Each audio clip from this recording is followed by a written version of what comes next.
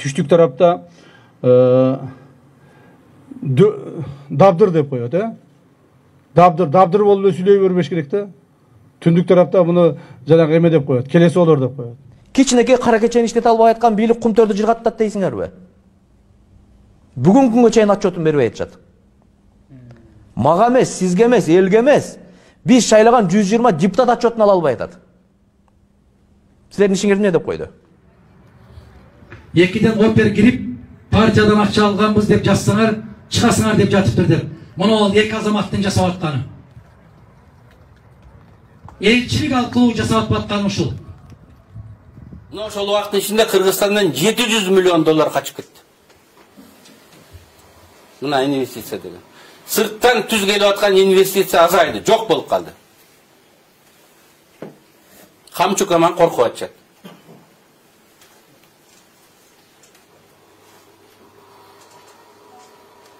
Кимдерин үчүн кустуруп атат, канча кустуруп атат, каяка кетип атат деген ачык болбосо, ар бир адам ушинтип калтырап титиреп калат экен. Муну президент айтты. Мен саясатка аралашпайм, мен ортодо туруп берем, мен шайлоону таза кылам, мен адилеттүү кылып берем деди. Аралашып атпайбы шайлоого? Мындан мурда Адахан Мадымаровду согуп койду. Кече чогулушта отуруп туруп Дастан Бекешевди согуп койду. Ал бейтарап болуш керек да. Туурабы? Анан көмүрдү бербей бекитип отуруп туруп, эл мукураганда шайлоодо берди. 6000 сомдук көмүрдү 3000 сомго түшүрө койду. Бул подкуп эмеспи? Бул шайлоого киришүү эмеспи? Жана аксакал башында чыгып туура айтып кетти. Душмандарың көп экен деп. Менин душмандарым бийликте эмес, карапайым элдин алдында арасында дагы бар. Мына кече бир эле мисал келтирели. Көмүр боюнча 1 айга акчап сурандык. Ай түшүргүлө. Bir maşineden bir 10-15 bin taza girişe tapsan dile жетет деп. Жоқ, сөзсүз $1000 taza girişe табыш керек экен. Анан айлабыз кеткенде өкмөт колго алып туруп, анан мына 3000ге түшүрүп салдык. Ишсиз калышты баягылар бир 100 водитель 200 водитель. Ушундай дагы болуп атат. Мындай шайлоо жарабайт. Буларды жокко чыгарышыбыз керек. Мен мына биздин кандидаттарга да кайрылып кетер эле. Кандидаттарга бүгүнкү күндө бийлик тарабынан бардык шарттар түзүлгөндөн кийин алар дагы өзүнүн ошол эл алдындагы алып жүрүүсүн, эл алдындагы өзүнүн шайлоодо болуп аткан айткан сөздөрүнө өзү өтө этият болуш керек. Этият болуш керек. Сөзүм бар деп эле мага мына мүмкүнчүлүк берилди. Мен кандидатмын деп эле жанагыдай адамдарга же болбосо бийлик органында отурган адамдарга акарат кылып сөз тийгизе бериш ал жакшылык алып келбейт. Мен муну кандидаттарга кайрылып айтып атамын, жакшылык алып келбейт. Бизде андай адамдарды түштүк тарапта дабдыр деп коет, дабдыр болуп эле сүйлөй бербеш керек да. Түндүк тарапта муну жанагы эме деп коет, келеси болор деп коет. Келеси олонуп эле оозуна келген оттой бербеш керек. Алар өздөрүн депутат сезип алган кандидаттар бар. Мен кандидат болсом, каалаганды сүйлөсөм боло берет деп. Андай эмес. Мыйзам бар. Депутат болгондон кийин гана трибунада сүйлөгөн сөзүнө жооп бербейт. Ал эми кандидат маалында акарат келтирип, мыйзамды бузуп сүйлөгөн сөзүнө ар дайым жооп берет. Кайсы кандидат болсо дагы. Президентти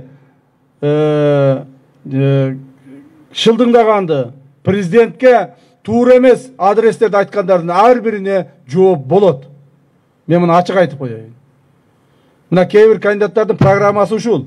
Эл алдына келет, 1 саат сүйлөйт, 1 саат ушул жаман нерселерди айтат. Программасы жок. Кайсы мыйзамды чыгарып, эртең ошол мыйзам негизинде коомду кантип өзгөртөт, мамлекетти кантип өзгөртөт, андай маселелерди сүйлөбөйт. 1 саат сүйлөсө, ошол Жапаров Ташиевди жамандамай. Жапаров Ташиевге ар түрдүү сөздөрдү айтмай. Ошол айткан сөздөрүнүн 99% калп. Ошол айткан сөздөрүнүн баары элге жаман көргөзүү гана аракетинде. Мен ойлоймун, биздин элибиз акылдуу, акылман элибиз бар.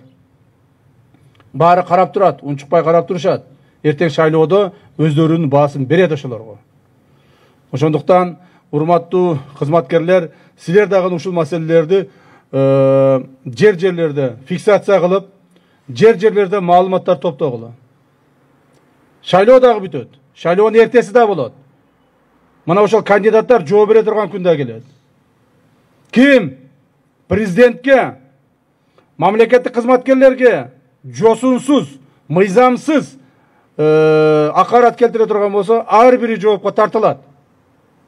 Кээ бир азыр кандидаттар эртең депутат болгондон кийин дагы жоопко тартыла турган аз кандидаттар жүрөт.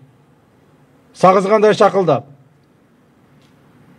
Алар депутат болсо дагы аларды биз жоопко тартабыз. Себеби аларды мен шайлоонун алдында жоопко тартайын дегем. Ошондо дагы президентибиз айткан, жок эми шайлоого кирсин, шайлоодо акылдуу болуп калар. Шайлоодо эл алдына чыкканда эми өздөрүнө келип жакшы сөздөрдү айтып калар деп. Жок, булар андан бетер өтүп кетишти. Барды границаны өткөн кандидаттар бар.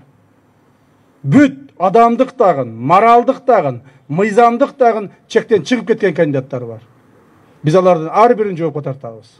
Ар бирин жоопко тартабыз. Ошондуктан жерлерде ушул маселелер боюнча фиксацияны күчөткүлө. Жерлерде ушул маселе боюнча маалыматтар топтогула. Алардын айткан сөздөрү үчүн биз аларды жоопко тартышыбыз керек. Себеби булардын бир максаты коомду бузуу. Мамлекеттик түзүлүшкө акарат келтирип, мамлекеттик түзүлүштү бузуу. Биз мамлекеттик түзүлүштү бузганга эч кимге жол бербейбиз. Себеби андай бүгүнкү күндө аныктама жок. Баарына шарт түзүп бердик. Шайлоодо баарына шарт түзүп бердик. Бардык кандидаттарга шарт түзүп бердик. Жана мындан ары да шартты түзөбүз. Бирок ошол эле мезгилде алардын да мыйзам бузбасын биз талап кылабыз.